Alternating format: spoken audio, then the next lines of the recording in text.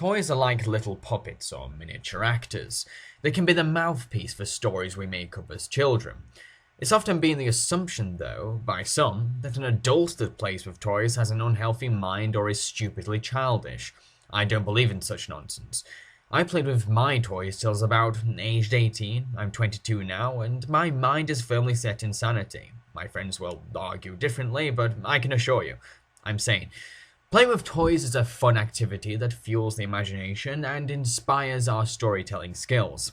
Whatever age you're at, telling stories can be a fun thing to do, and using toys as creative meditation is practically harmless. It won't kill brain cells and it won't lead to any kind of depression or breakdown. I would like to spend this video talking about the toys that I grew up with. You see, when I played with my toys, I transported myself into the role of a narrator, as I chronicled adventures in a mystical land called Babaleo. In this world, the Power Rangers were the heroic protectors of the innocent, but they weren't perfect. I sometimes developed one or two Rangers into the villain in some stories, as they surrendered to the darkest side of their character. As I was highly influenced by Dragon Ball Z, episodes of Babaleo were violent battles between good and evil most of the time. The White Ranger was often the main character. He was brave and strong, but often doubted his abilities as the leader of the Rangers. And later on, he was actually the mayor of the entire world. So, yeah, he had a lot on his shoulders. The main villain in my playtime stories was actually a Goliath toy that I named Gargoyle. Yes, I know it's not very original, but I actually called the Rangers names like White and Red and Black. Gargoyle was a virus that had infected the world I had created, and it was up to the Rangers to stop him. As I grew up, the world of Babaleo developed into a highly intellectual and organized society. Well, intellectual and organized for what a child can come up with. But I also created the idea of a heaven and a hell. However, my depiction of a god was a sociopathic monster represented by a comic relief nose, and my devil character was a wise penguin that lived in darkness.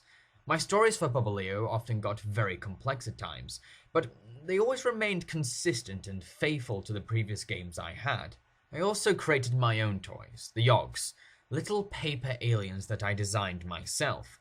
At one point, these handmade toys actually became a playground craze, and people demanded for me to keep making them. A lot of pressure on me, I can tell you.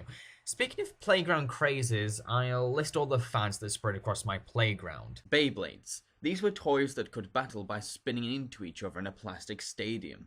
Trading card games based on hit franchises like Pokemon, Yu-Gi-Oh! And Digimon. I remember being really proud for owning a shiny Celebi Pokemon trading card.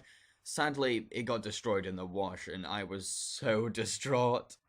Alien eggs. It's funny how some people actually believe that these little buggers got pregnant by rubbing their butts together, or backs, I don't know. If a toy was that advanced, then it wouldn't be sold for £1 in a corner shop. Tamagotchis and Gigapets. I personally owned a Jurassic Park Gigapet, a little baby T-Rex. I would cheat with my Gigapet by altering the date. This would make it skip a few years and it would grow older. Poor thing. Furbies. These little pain in the necks never shut the hell up. Adorable plush toys called Beanie Babies, which are now worth a lot of money. Unfortunately, I cut off my Beanie Babies tag, so mine are worthless. Magnet-fisted wrestler action figures. I'm not even kidding, these things were a huge hit on my playground. Scanners.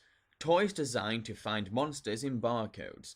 I never actually owned one myself, but they were a hit on my playground. I was jealous of every other child.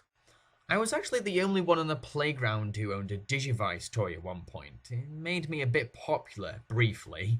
I loved this toy. It would click every time you made a step, and a certain amount of steps would signal a fight with a wild Digimon or a main villain like Devimon or Myotismon. As a huge Digimon fan, this was the perfect escapist fantasy for me because I always wanted to be a Digidestined. So, those were my memories of toys from my childhood. What do you remember about your toys?